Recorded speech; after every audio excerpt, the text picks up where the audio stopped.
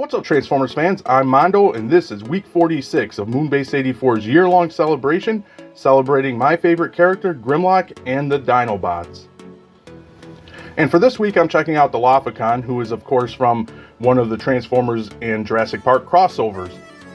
Now, the reason I'm highlighting Dilophocon this week, besides Dilophocon being a fun little figure, is that because if you've watched the channel, you know that I'm a champion of Hasbro bringing back the Dinobot subline, and the Jurassic Park crossovers, the two sets that we got, is the closest thing we've gotten to a Dinobot subline in a long time. And I think this mold would be a nice base for the start of a proper Dinobot subline. You could just don't name it Dilophocon, because once again, terrible name. I have a video about that, terrible Dinobot names, if you want to check that out. But yeah, you could make it a different character, maybe different colors. So yeah, I thought this was a great figure that you could use to start a subline. And as we move to checking out Dilophocon in more detail, of course we have her here in her Dilophosaurus mode. Now, it is commonly accepted by science that the Dilophosaurus did not have frills or spit any kind of venomous goo on people, but this is based on the Jurassic Park version, and it's kind of a shame that they proved that that wasn't correct, the frills at least, because I think it gives a Dilophosaurus a lot more character and personality and just a different look. Without the frills, it's kind of like a raptor with a crest on its snout. But I like the colors they used on the frills. Got like this beige-ish and some red, more like a maroonish. And then of course the spitting accessory is painted translucent blue plastic with some greens fading into yellows. Cool, nice Dilophosaurus head sculpt, nice color, nice sculpt, all the way down to the back. And of course it's a Transformer, so you know it's very hard to hide all the bits and pieces, especially at this scale. This is like a deluxe scale, but I think they did a nice job. And of course you get the splotches of darker green on the lighter green, and nice texture in the sculpt. You got the tail moving around here. My fingers get out of the way. But yeah, really nice little Dilophosaurus. And that's again going back to, this would be a nice basis for a Dinobot subline because it's a smaller Dinobot.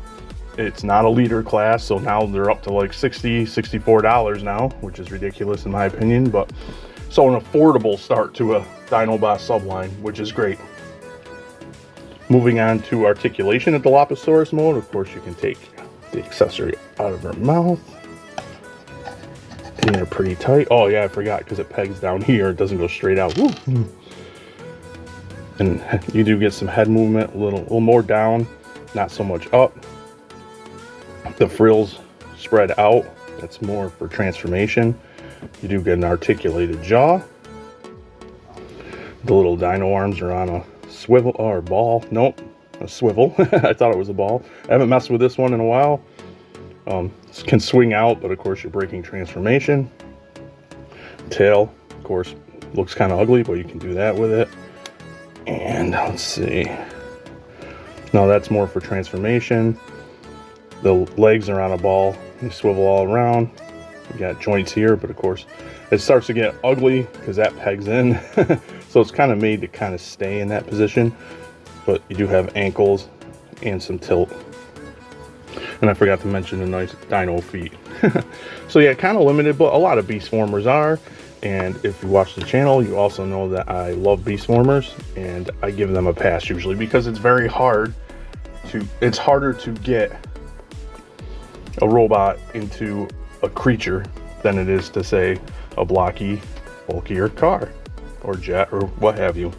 So now I'm going to transform her up and we'll take a closer look at her robot mode.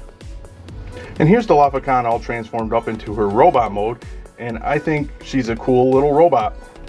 We'll take a closer look, and of course she maintains all the colorization we saw in Dino mode, except for we've got more of that maroon showing now because those were supposed to be her robot bits. Cool little menacing head sculpt with, again, the yellow eyes matching her Dino mode eyes. Silver little mouth plate. Some nice robotic details in here. You got the dino head for the chest. some cool spikes on her gauntlets and some nice sculpt work there on her gauntlets or forearms or whatever you want to call them. And I love how the frills come up over her shoulders. Really cool. Moving down to her legs, and you get those splotches of green. And I think it's funny and cool how her dino feet make for like a high-heeled look in robot mode. Now the back is okay, pretty streamlined, but you do get this ugly stump from her tail, which in a lot of Beastformers tradition becomes the gun. And we'll check that out in a minute, but first we'll go over articulation. Very early Beast Wars-esque feel to this character. I mean, like the original toys, everything's ball jointed and whatnot, which I love. But her head does go side to side, looks down, not at all. Tiny bit up, you get that much play. Ball jointed shoulder does the T. You get the swivel no upper bicep, or do you? Or is mine just stuck? It looks like you do get it. Huh. No, you don't. It looks like you do, but you don't. So just swivel at the elbow. Like I said, it's been a while since I messed with her. 90-degree elbow, no wrist or anything. No waist, unfortunately. You can only do the splits that far. Something's crashing. I can feel it, but I can't see it. But it's decent. Kicks all the way up, almost as far as you'd ever need. Same with the back. A little bit past, well, let's see. A tiny bit past 90 on the knee. Rotation at the foot. Nice back and forth on the ankle, and you get tilt. So yeah, nicely articulated in my opinion. It is missing a few points of articulation, but doesn't bother me so much. I mentioned the tail being a weapon like we get with a lot of Beast Wars, and for that you just flip. And then you get like this gun weapon from the tail. And of course you can hold it in her hand like so. There's a peg underneath. And then for some added effects, you can take the spit effect. And you can plug it into the top of here. Like so. And now you got a blasting gun. Pew, pew, pew, pew. So that is my look at Dilophocon from the Transformers Jurassic Park crossover. To me, overall, a very fun little dinosaur robot figure. Not perfect, no figure is, but like, you know, there are some tiny gripes I have.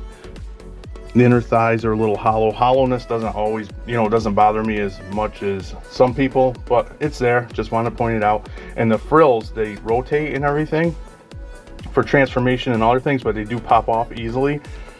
They don't break, which is great, but minor gripe. Sometimes they like to pop off a little too much for my liking, but yeah, fun little figure in both Dilophosaurus and robot mode. And as I said, this could be the perfect start of a base of a Dinobot subline. Repainted maybe look really cool in purple and yellow, I think. And also, at this scale, more affordable to start a Dinobot subline because it's a deluxe, and of course prices are creeping up. So you can maybe take the base of this mold, tweak it, and get us the Raptoricons. That would be sick. I wouldn't mind a team of deluxe Raptoricons because they're all raptors. They don't need to be huge. But yeah, I like this figure more than most.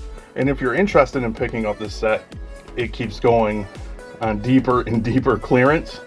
I guess it wasn't as popular, it didn't sell as well.